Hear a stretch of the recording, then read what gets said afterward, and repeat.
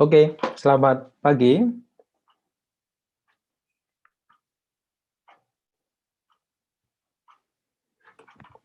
Selamat pagi semuanya.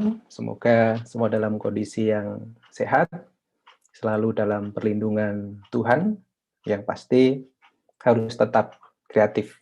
Jadi teman-teman mahasiswa dan semua teman-teman dan sahabat kreatif yang selalu memberikan support kepada kami semua sehingga apa yang kami berikan bisa memberikan kontribusi yang baik khususnya untuk dunia pendidikan dan khususnya untuk hari ini para mahasiswa yang sudah menyediakan waktu untuk mata kuliah kita untuk kurikulum dan pembelajaran matematika. Hari ini kita akan melanjutkan pembelajaran kita terkait dengan model-model pembelajaran inovatif. Kalau yang lalu kita sudah belajar tentang 3CM, kemudian problem based, dan hari ini kita akan melihat model yang ketiga dan juga yang keempat, yaitu untuk discovery learning dan juga project based learning. Ya, baik, untuk yang berikutnya, mari kita lihat untuk model discovery learning.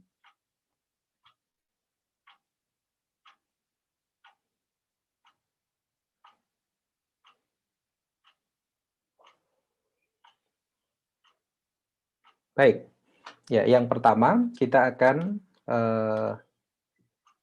mencoba dulu melihat tentang apa, mengapa, dan bagaimana discovery learning ini dipahami oleh kita semua, dan nanti harapannya ini menjadi sesuatu yang bisa membuka pikiran kita mengapa discovery learning ini merupakan salah satu model yang kita pelajari dan itu baik untuk digunakan di sekolah. Dan juga nanti kita akan melihat bagaimana implementasinya jika itu digunakan di pembelajaran matematika. Baik, yang pertama kita mencoba untuk melihat apa. Ya, dari apa ini nanti kita akan tahu mengapa discovery learning ini menjadi sesuatu yang cukup baik dan itu cocok digunakan di dalam pembelajaran kita. Yang pertama, ya, discovery learning merupakan pembelajaran yang memberikan kesempatan. Nah, ini yang akhirnya saya mencoba membuat definisi dari beberapa ahli dengan kalimat yang harapannya akan memudahkan kita. Jadi saya menggunakan istilah kesempatan yang seluas-luasnya. Artinya apa? Pada saat kita memberikan kesempatan yang seluas-luasnya, maka peserta didik ini akan punya kesempatan untuk mengeksplor semua kemampuan, keterampilannya untuk mendapatkan ini, ya, untuk mendapatkan bisa konsep, ya, bisa pengetahuan yang baru atau pengalaman yang baru pada saat mereka diberhadapkan pada sebuah proses yang namanya belajar yang sudah kita sediakan. Jadi itulah yang menjadi esensi dari discovery learning, memberikan kesempatan yang seluas-luasnya untuk ini menemukan, ya. Discovery itu kan menemukan, discover, menemukan. Jadi kesempatan seluas-luasnya untuk menemukan. Nah, jadi apa yang didapatkan oleh peserta didik baik konsep, pengetahuan maupun pengalaman yang baru itu dilakukan oleh peserta didik sendiri. Bukan berarti guru tidak melakukan apa-apa, justru disinilah peran guru yang sangat penting dan dominan, bagaimana pembelajaran itu dikemas, kemudian pembelajaran itu dipersiapkan, sehingga memungkinkan mereka melakukan aktivitas atau eksplorasi untuk menemukan itu. Kalau gurunya tidak memfasilitasi itu, maka ini juga tidak akan terjadi. Jadi makanya, mengapa guru juga menentukan keberhasilan dari proses belajar yang menggunakan discovery learning ini. Jadi justru guru kunci utamanya. Penemuan itu bisa dilakukan pada saat guru betul-betul mampu, ya, menyediakan dan mampu menyediakan proses yang nantinya bisa digunakan oleh peserta didik untuk melakukan proses itu sehingga menemukan gitu. Jadi kalau tidak ada proses itu ya maka tidak akan terjadi. Sehingga dalam konsep belajar discovery learning ini siswa bukan lagi hanya sekedar menerima informasi, tetapi justru mencari, menggali sehingga menemukan konsep pengetahuan atau pengalaman baru itu. Nah, sehingga dari sini kita bisa melihat mengapa discovery learning menjadi sesuatu yang penting untuk kita ketahui dan kita terapkan dalam pembelajaran kita. Jadi ini juga sesuai dengan konsep berpikir belajar menggunakan pendekatan saintifik, ya, pembelajaran dengan pendekatan ilmiah. Yang memberi kesempatan peserta didik juga berproses, ya, dari mengamati, menanya dan seterusnya itu. Dan ini juga kalau dikaitkan dengan visi misi UKSW gitu ya, salah satunya adalah menjadi universitas yang scientiarum, jadi scientific gitu. Ya, scientific atau scientiarum kalau istilah kita. Nah, sehingga pembelajaran discovery ini juga mendukung bagaimana peserta didik menemukan sesuatu bukan sekedar diberi, dihafal, tetapi melalui proses, ya, proses ilmiah yang membuat mereka mampu menemukan konsep pengetahuan dan pengalaman baru itu secara baik. Kalau itu ditemukan terus-menerus, maka peserta didik ini akan punya kemampuan, ya, memproses, mencari pertama, ya, mencari informasi, memproses informasi, mengolah informasinya sehingga mengambil kesimpulan dari informasi itu. Akhirnya mereka menemukan sendiri. Nah, disitulah nanti kekuatan dari discovery learning. Pada saat peserta didik itu menemukan sendiri, maka pengalaman itu akan tersimpan lama di memori mereka. Karena mereka melakukan proses itu. Nah, inilah yang disebut sebagai pembelajaran bermakna nantinya. Jadi mereka melalui sebuah proses. Nah, seperti yang sudah disampaikan pada saat kita belajar teori bermakna oleh Brownell, ya. Jadi disinilah pengalaman itu didapatkan bukan hanya dihafal, di drill, tapi dari sebuah proses. Itu tentang discovery learning dan mengapa itu penting bagi kita dan kita gunakan dalam pembelajaran kita. Itu yang diharapkan dalam pembelajaran modern saat ini.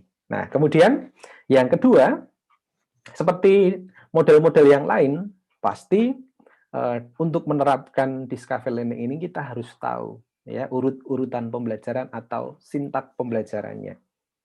Dan ini nanti juga menjadi penciri dari discovery learning dibandingkan dengan model-model yang lain. Nah, sehingga seperti yang kita ketahui kemarin akan ada dampak, ya, instruksionalnya pasti, tapi dampak pengiringnya juga dapat. Kan ini dilakukan dengan tahapan ilmiah, tahapan-tahapan yang selalu dilakukan dengan aturan yang baik, maka mereka akan memiliki kemampuan berpikir untuk menganalisis, pastinya. Menganalisis dari data-data yang dia peroleh. Kemudian mengevaluasi mana yang sesuai, mana yang tidak. Dan akhirnya mereka punya pemikiran yang sistematis pastinya. Sistematis, dan akhirnya karena nanti mereka harus mencoba untuk mencari makna dari apa yang mereka dapatkan, maka tidak hanya kognitifnya, tetapi psikomotor dan juga afektifnya akan terbangun, begitu. Jadi ini adalah dampak pengiring yang didapatkan pada saat kita menggunakan model discovery learning.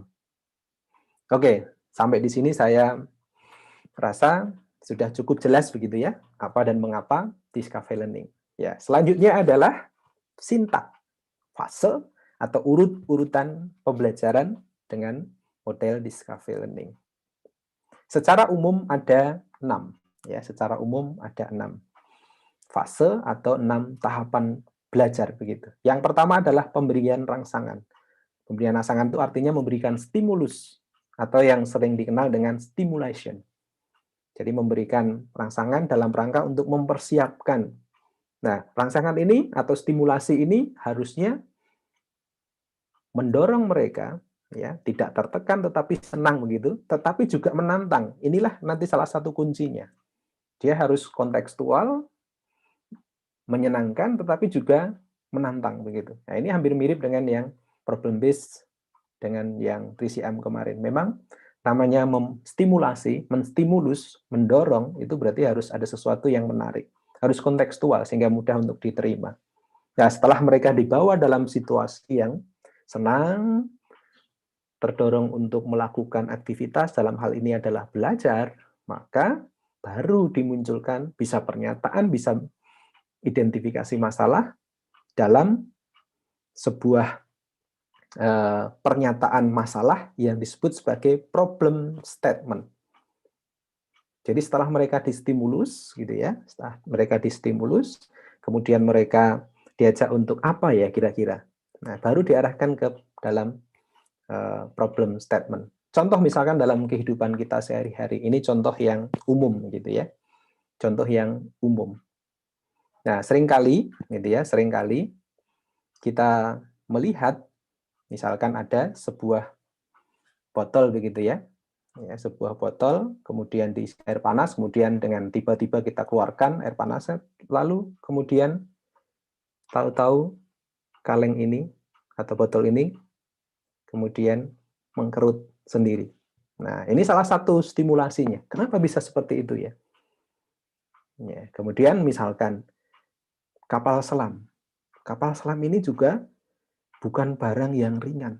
Bahkan dia terbuat dari bisa besi atau baja begitu ya. Artinya harusnya benda ini tenggelam gitu.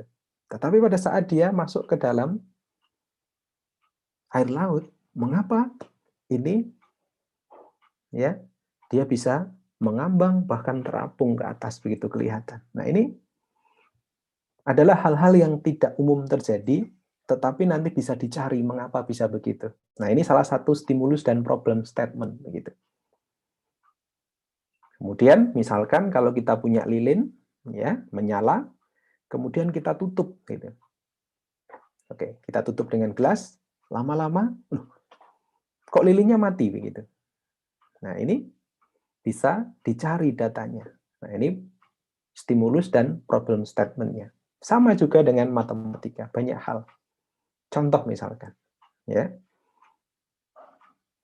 Seringkali kita dibingungkan dengan persoalan tentang limit misalkan ya. Nah, limit itu apa? Mengapa kita harus belajar limit gitu? Dan gunanya untuk apa gitu?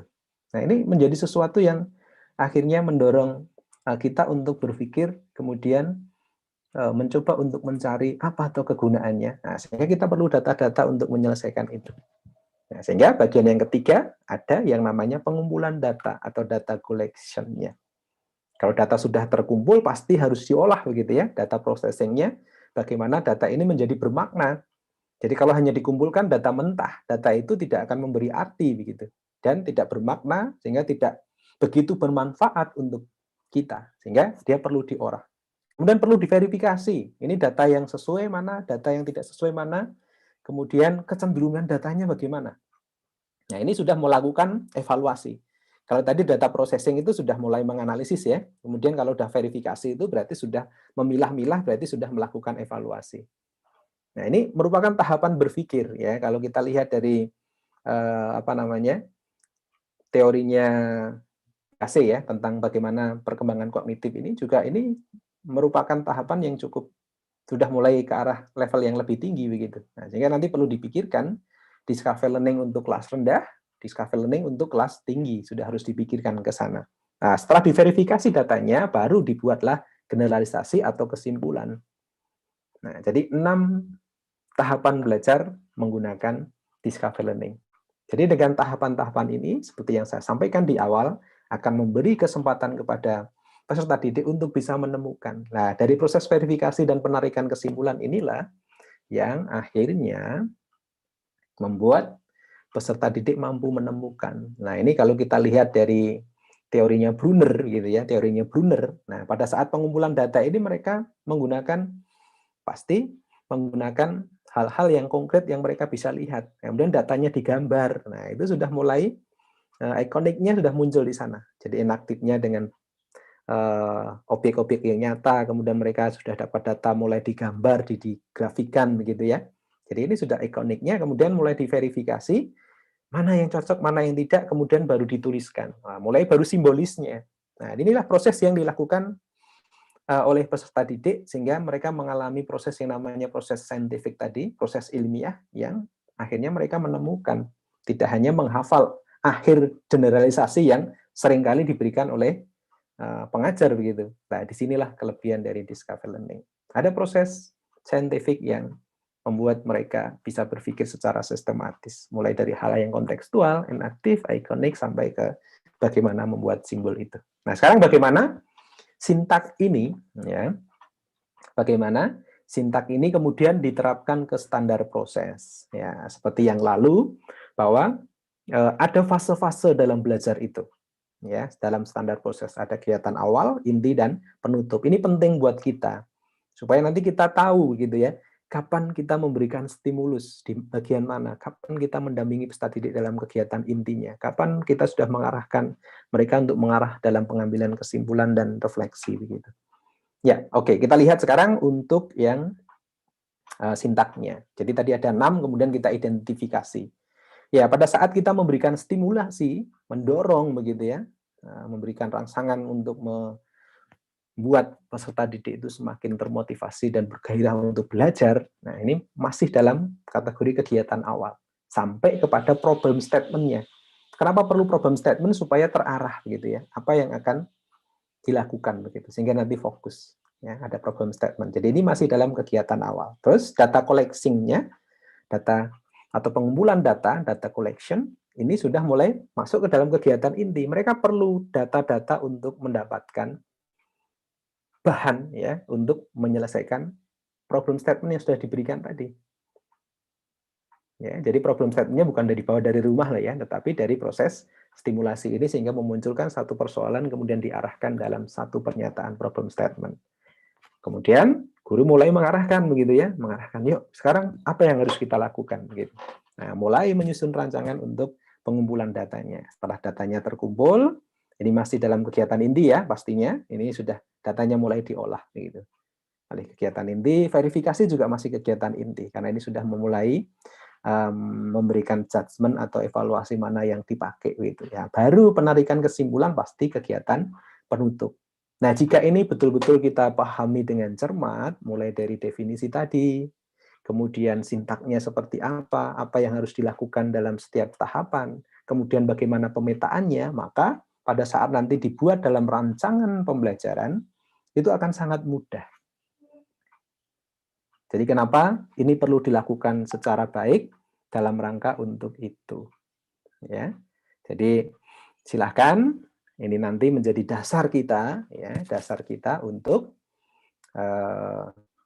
menyusun perangkat pembelajaran jika kita akan menggunakan model discovery learning. Dan ini adalah contoh sederhana bagaimana proses discovery itu bisa dilakukan. Oke, kita lihat. Ya, kita lihat untuk implementasinya. Nah, ini salah satunya. Oke, nah ini mulai dari stimulasinya. Nah, saya menggunakan sebuah cerita sebagai bentuk stimulasi atau stimulus kepada peserta didik begitu ya. Ini mungkin dulu pernah saya sajikan, tetapi ini saya coba kemas untuk dijadikan sebagai contoh untuk discovery learning. Jadi seringkali kita mendapatkan satu pengalaman seperti ini. Jadi ini yang suka naik sepeda gitu ya, goes untuk saat ini begitu. Tapi ini goesnya adalah goes anak kampung gitu ya. Goes anak kampung seperti saya dulu juga seperti ini gitu ya. Antara sepeda dengan orangnya tuh gede sepedanya gitu ya, sehingga kakinya tidak sampai seperti ini. Nah, oke, tapi bukan persoalan besarnya sepeda. Yang hari ini kita akan bahas adalah tentang apa yang dialami oleh kedua anak ini, yang dimana kedua anak ini sedang memperbincangkan sesuatu. Ya, yang pertama adiknya ngomong, Kang, aku ini saya bingung ya sama pelajaranku tadi. Wah, tentang apa tadi? Lingkaran ya kan, gitu ya. Wah, aku ya bingung ya dek, apa gue ya lingkaran ini kadang-kadang ya marak kayak bingung ya. Wah, adik langsung ngomong gitu. Wah, guruku tanya ya Kang ya, apa kui pi gitu ya. Pi apa? Kok mesti terkait dengan lingkaran ya Kang ya? Jadi aku mikir kan. Nah, ini kan roda sepeda kita itu kan lingkaran tuh Kang. Loh, jangan-jangan pi itu ikut ngontel dengan kita ya Kang ya. Nah, karena kan dia selalu ada di lingkaran. Nah, ini roda kita kan lingkaran begitu kan. Ya kuwi Dek, aku dhewe ya bingung ya. Takon sopo gitu ya. Nah, ini adalah masalah kontekstual yang sering kali gitu ya. Anak-anak ditanya pi, kadang-kadang pi itu ya langsung muncul dalam sebuah bentuk nilai begitu. Tapi kadang-kadang kita jarang berpikir apa itu pi gitu. Nah, disinilah akhirnya anak distimulus untuk memikirkan apa tuh sebenarnya gitu. Nah, sehingga masuk ke dalam tahapan yang kedua dalam problem statement tadi gitu. Nah, ini problem statementnya. Apa itu pi sebenarnya? Apa itu pi sebenarnya? Yang sering kali muncul adalah 3,14 3,14 atau 22/7. Itu yang sering muncul. Padahal pertanyaannya adalah apa itu pi? Bukan berapa itu pi gitu. Nah, ini problem statement-nya yang dimunculkan. Nah, kemudian baru dipikirkan bersama-sama aktivitasnya apa ya? Gitu. Aktivitasnya apa ya? Dan nanti pesan saya, ini yang saya tunjukkan adalah simulasinya. Tapi tolong nanti pada saat teman-teman atau sahabat kreatif semua ingin menerapkan ini, tolong itu nanti dilakukan betul dalam kegiatan praktek. Jadi simulasi boleh dilakukan dari sini, tetapi mereka mempraktekkan betul di rumah begitu atau di kelas gitu. Jadi mereka mengalami betul proses itu, tidak hanya melihat begitu. Jadi simulasi boleh dari sini, tetapi mereka mempraktekkan. Jadi mereka mempraktekkan dulu, kemudian nanti cross check dengan apa yang sudah kita siapkan dalam simulasi ini. Nah, ini pengumpulan datanya. Nah, ini pengumpulan dan sudah nanti sekalian diolah datanya dalam satu thread ini. Nah, kemudian mereka baru diajak berpikir bersama, begitu ya. Jadi nanti disediakan, jadi mereka juga diminta untuk menyediakan. Ya, diminta untuk menyediakan satu lingkaran. Nah, kemudian ditawarkan kepada mereka, begitu ya. Karena kita tidak menggunakan rumus, tetapi menggunakan alat ukur dan langsung praktek, begitu. Yang pertama, kita coba memberikan kesempatan kepada anak-anak. Oke, anak-anak, sekarang bagaimana kita ya menentukan keliling lingkaran dari lingkaran yang sudah anak-anak buat. Ya, yang sudah anak-anak buat, bagaimana menentukan, tapi tidak menggunakan rumus. Kadang-kadang mereka sudah masukkan rumus itu. Tapi kita akan mencoba cara lain sehingga kita mendapatkan berapa besarnya. Oke, ketemu belum? Kalau belum, coba kita lihat sama-sama. Ya, kita lihat sama-sama, ini adalah salah satu contoh untuk menentukan kelilingnya. Nah, yang pertama anak-anak bisa menggunakan benang. Ya, menggunakan benang ini nanti ditaruh di meja gitu ya lingkarannya ya. Kemudian benangnya diputarkan di sini. Wah, putarkan di sini. Putarkan ke sini. Oke? Putarkan di situ, kemudian benangnya diukur pakai penggaris anak-anak. Ya, diukur di sana.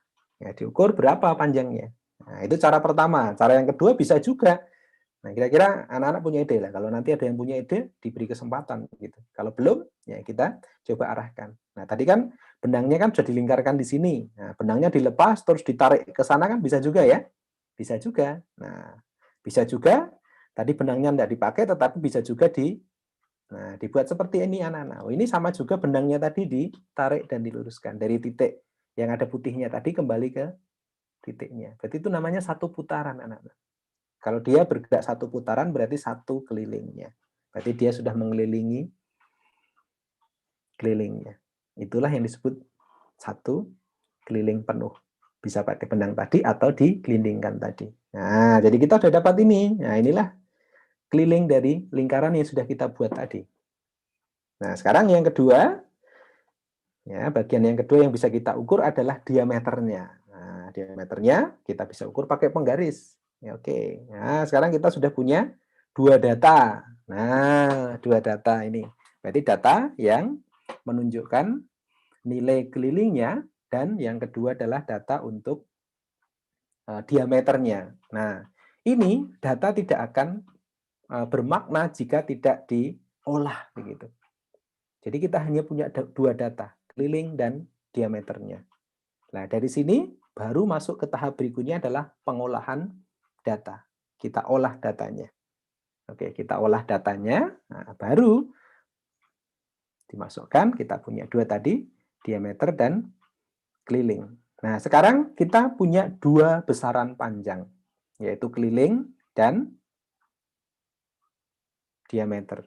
Nah, sekarang kita akan mencoba untuk mengukur berapa panjang kelilingnya. Ya, berapa panjang kelilingnya. Mengukur itu adalah membandingkan, ya, membandingkan satuan yang satu dengan satuan yang lain sebagai satuan gitu. Nah, ini kita punya besaran, maaf, bukan satuan, ya, besaran yang satu dengan besaran yang lainnya itu dijadikan sebagai satuan. Karena kita punya besaran panjang yang namanya keliling dan diameter ini. Nah, sekarang satuannya kita pakai diameter karena dia lebih pendek kan, berarti nanti berapa diameter. Nah, berapa diameter dari keliling ini. Kan kadang-kadang kita bisa pakai kilan gitu ya, berapa kilan gitu. Nah, sekarang ini kan sudah ada diameternya, sehingga kita pakai diameter. Jadi anak-anak diminta untuk mengukur berapa kelilingnya itu dengan diameternya. Nah, caranya tinggal dipotong-potong sepanjang diameter yang ada di situ. Nah, seperti ini, dipotong satu bagian, dua bagian, tiga bagian. Ternyata masih ada sisa lagi yang kecil ini. Nah, sekarang ada satuan baru. Nah, satuan yang baru, kalau tadi kan diameternya. Nah, sekarang kita punya satuan yang kecil ini. Nah, sekarang kita mencoba untuk berapa toh setiap diameter ini, dan berapa kalau semua kelilingnya. Nah, ini satuannya yang kecil-kecil ini, dipotong-potong lagi. Nanti anak-anak akan melakukan itu di rumah, gitu ya. Motong, motong, motong, motong, motong. Nah, sehingga mereka akan mendapatkan data yang kedua. Nah, oh ternyata dipotong-potong kecil dapatnya ini. 1, 2, 3, 4, 5, 6, 7. Oh, berarti setiap diameter ada 7. Diameter yang berikutnya dipotong-potong lagi 7 lagi, potong-potong lagi 7 lagi, masih ada 1 tadi sisanya ya. Berarti semua ada 7, 14, 21, 22.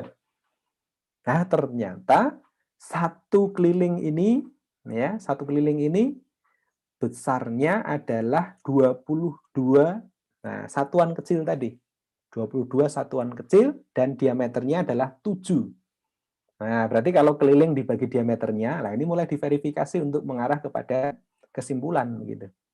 Nah, mulai dilihat berarti kelilingnya nilainya berapa tadi? 22. Diameternya berapa? 7. Nah, dari sini mulai datanya diolah, diverifikasi. Nah, kemudian mulai. Nah, ini kelilingnya ada 22 bagian yang sama. Diameternya adalah 7 bagian yang sama. Kalau keliling dibagi diameter, maka kita dapatkan 22/7. Nah, nanti kalau lingkarannya itu dirubah, dikecilkan, dibesarkan, ya dicoba saja ya. Jangan hanya satu gitu, bisa dua, bisa tiga begitu. Hasilnya akan selalu mendekati ini. Hasilnya 22/7 ini. Nah, 22/7 kalau dibuat desimal kan ini ada berapa bagian? 1, 2, 3. 3 bagian lebih. Nah, 3 bagian lebih itu yang sering disebut sebagai 3,14. Nah, sekarang baru diajak ya ini mulai verifikasi menuju ke kesimpulan ya. Berarti apa yang bisa kita simpulkan? Apa itu pi? Oh, ternyata pi itu merupakan, karena nilainya tetap ya, karena nilainya tetap, maka merupakan nilai perbandingan keliling lingkaran dengan diameternya. Nah, dari situ mereka akan mendapatkan konsep tentang pi. Nah, tadi dari beberapa percobaan terus didapatkan, oh ternyata nilainya konstan, 22/7, atau mendekati 3,14. Nah, baru mereka diajak untuk menyimpulkan itu dengan kalimat mereka sendiri. Mereka diberi kesempatan untuk, nah ternyata, nah akhirnya mereka menemukan sendiri tanpa harus diberikan informasi dari kitab pi itu ini. Nah, tanpa melalui sebuah proses. Nah, disinilah nanti mereka akan membuat definisi sendiri, apa hubungannya dengan lingkaran, begitu. Sehingga problem statement yang di atas tadi mulai bisa dipecahkan. Apakah pi-nya ikut ngontel? Ya pasti ikut, meskipun tidak kelihatan, tetapi komponen pi itu pasti ada. Jadi komponen yang terkait dengan keliling dan diameternya. Ya, semakin gede lingkarannya, pi-nya ya tetap karena diameternya juga semakin besar begitu. Nah, dari sana mereka akan berpikir, kalau rodanya diperkecil, apakah pi-nya berubah? Kalau rodanya diperbesar 2 kali, apakah jadi berubah pi-nya? Nah, itu mereka diajak begitu. Nah, terus nanti hubungannya dengan gear sepeda yang ada beberapa set gitu ya. Nah, itu kan juga lingkaran. Nah, nanti kalau dikaitkan dengan itu apa? Kenapa ada besar, kenapa ada kecil gitu. Nah, nanti mereka bisa diajak ke sana. Nah, dari sini mereka baru diajak untuk membuat simbolisnya. Nah, ini simbolis itu sudah masuk ke kesimpulan, gitu ya. Nah, tadi kan kita dapatkan pi itu sama dengan keliling dibagi diameter. Nah, maka kita akan mendapatkan persamaan, yaitu tentang keliling lingkaran. Ini menemukan sendiri nanti mereka. Ya, karena pi tadi adalah keliling dibagi diameter, maka keliling lingkaran sama dengan pi kali d. Ya, ini. Jadi K-nya kan sama dengan ini pindah ke sana ya. Ya, pi kali D. Atau kelilingnya karena D-nya sendiri adalah 2R, ya, maka kelilingnya adalah pi kali 2R atau sama dengan 2πr. Nah, ini yang harapannya mereka menemukan sendiri. Ini yang disebut sebagai discovery learning, menemukan dari sebuah proses tadi dalam 6 tahapan belajar. Nah, ini contoh yang pertama. Nah, kemudian nanti kita juga bisa melihat untuk contoh yang kedua. Nah, ini contoh yang kedua, nanti kita bisa lihat.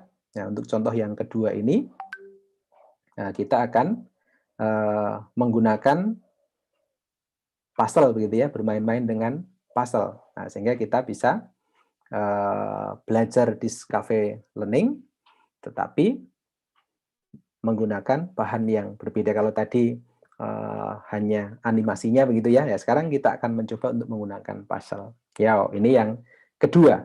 Yuk, yang kedua. Nah, oke. Nah, ini biasanya untuk kelas tinggi karena ini katanya dengan Pythagoras atau SMP kelas 1 begitu ya. Oke. Kalau teman-teman atau sahabat kreatif kemudian ditanya begitu ya. Ini ada satu gambar begitu ya, ada satu gambar, ini ilmuwan yang sangat luar biasa, yang sangat menginspirasi, memberikan dampak kepada kita semua begitu ya. Nah, ini yang teman-teman yang sering ikut pramuka pasti sering menerapkan ini gitu ya. Sering kita mengukur berapa tinggi tiang bendera gitu ya, berapa tinggi cemara, berapa tinggi bangunan ini gitu. Nah, ini menggunakan prinsip ini. Makanya ada alat ya, saya lupa namanya itu ya.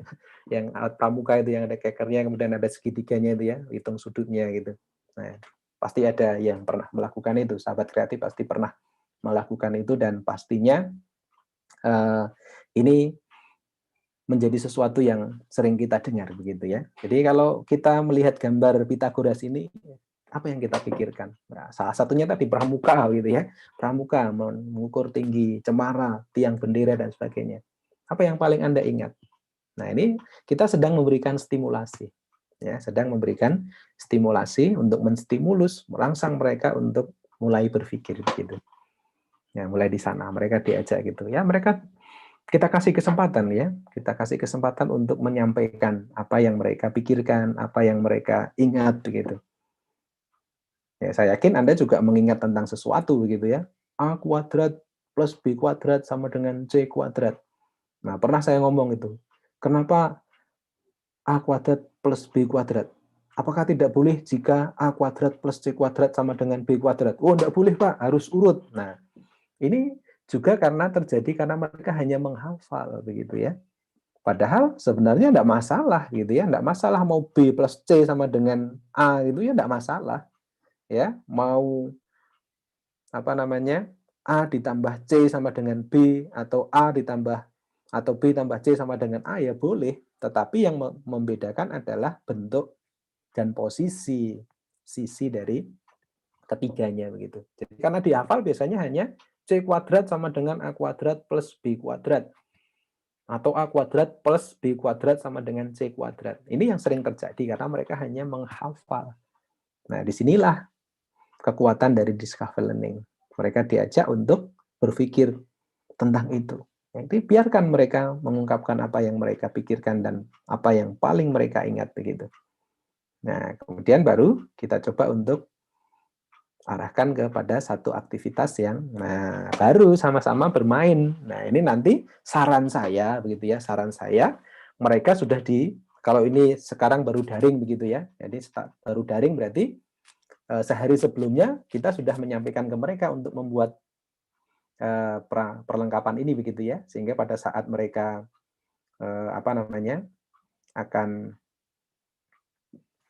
melakukan ini di hari berikutnya sudah betul-betul sudah bisa dilakukan begitu.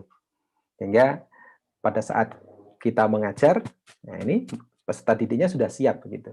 Nah ini kita sekarang bermain puzzle. Nah, mereka menyediakan, ini berarti ada 3 persegi begitu ya, persegi yang kecil gitu ya, kecil dengan apa namanya, dengan sisi A, kemudian yang sedang itu dengan sisi B, kemudian yang gede ini adalah dengan sisi C begitu ya. Dan susunannya harus betul-betul kita perhatikan. Dan nanti jangan lupa begitu ya, jangan lupa bahwa pada saat Anda mengajar, karena ini menggunakan triple Pythagoras ya, bisa 3, 4, 5, jadi bisa 6, 8, 10 begitu, bisa 8, tadi 3 ya, 3 bisa 9 ya, bisa 9, bisa 12, bisa 15 begitu. Nah, nanti teman-teman atau sahabat kreatif pada saat ngajar betul-betul harus pahami itu dulu. Nah, supaya nanti bentuknya betul-betul pas begitu. Jadi kalau ini disusun bentuknya akan membentuk segitiga siku-siku di sini. Nah, siku-siku di C ini. Jadi segitiganya adalah A, B, C. Nah, seperti ini begitu. Jadi betul-betul anak-anak bisa diarahkan, kemudian kalau itu mereka gambar begitu ya, mereka gambar juga bisa digambar, terus nanti dipotong begitu ya, terus nanti dibuat dalam bentuk puzzle. Nah, oke, nanti bentuknya akan seperti ini. Nah, sekarang kita coba untuk membuat puzzle yang pertama. Oke. Nah, mereka diajak untuk, nah ini. Nah, sekarang kita buat puzzle-nya. Ini puzzle yang pertama seperti ini. Nanti mereka ngasih warna. Jadi, selain mengajarkan tentang otak kirinya, ya mereka diajak untuk berlogika, tetapi juga otak kanannya perlu disentuh juga, seperti yang kemarin dilakukan, begitu ya. Tapi kalau ini lebih fokus ke penemuannya, kalau bicara tentang 3CM, nah kenapa harus menggunakan keterampilan ini? Karena salah satunya kreativitas kan. Nah, itu harus kalau 3CM akan lebih lengkap begitu. Nah, kalau nanti discovery hanya fokus pada proses penemuannya. Tapi kalau 3CM yang membedakan itu mereka nanti harus ada karya lain selain ini gitu ya. Setelah menemukan, terus kita bisa bikin produk lain apa ya? Nah, mereka mulai diajak untuk menggunakan otak kanannya untuk membuat kreativitas. Itu yang membedakan gitu. Nah, kemudian mereka diminta untuk, nah ini sudah dipotong gitu ya, dipotong sesuai dengan warnanya ini. Nah, kemudian silahkan anak-anak susun semua ini ya, persegi yang kecil yang sedang ini ditata di sini sehingga menutup semua daerah yang ada di sini. Wah, mereka akan berusaha itu ya, coba memasangkan begitu ya. Kita beri kesempatan. Nah, bisa jadi nanti siapa yang paling cepat kita kasih reward begitu, supaya nanti yang berikutnya akan berusaha gitu ya, akan berusaha untuk cepat-cepat juga begitu. Ya, dan kita pasang satu-satu. 1, 2, gitu ya, 3, 4. Nah, ternyata bisa pas tertutup. Pasal 1 ini. Nah, ini pengumpulan data yang pertama. Kemudian kita bikin pasal yang baru lagi. Ya, kita bikin pasal yang baru lagi. Dipotong lagi. Ya, dipotong lagi seperti ini pasalnya. Oke, pasalnya dipotong seperti ini. Oke, ini yang sedang tadi, terus ini yang kecil. Nah, sekarang dipotong lagi yuk sekarang.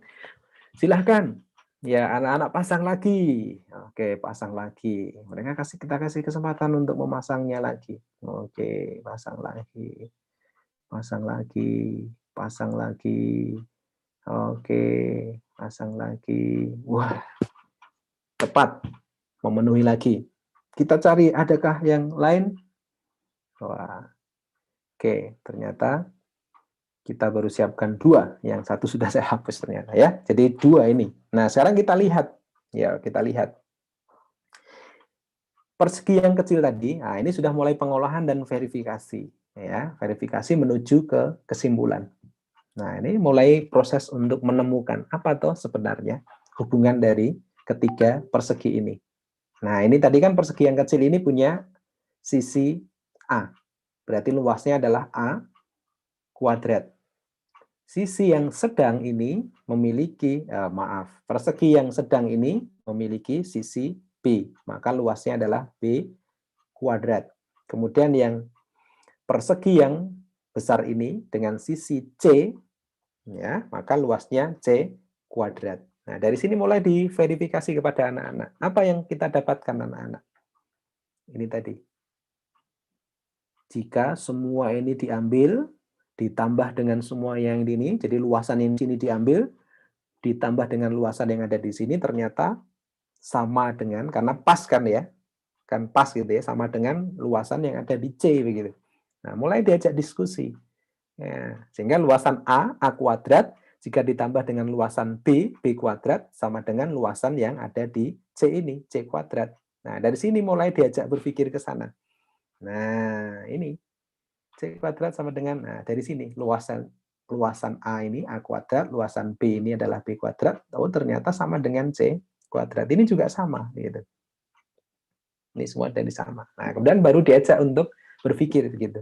Kalau ini mahasiswa ya kita ajak berpikir mahasiswanya bagaimana, kalau ini peserta didik ya kita ajak berpikir apa yang kita dapatkan.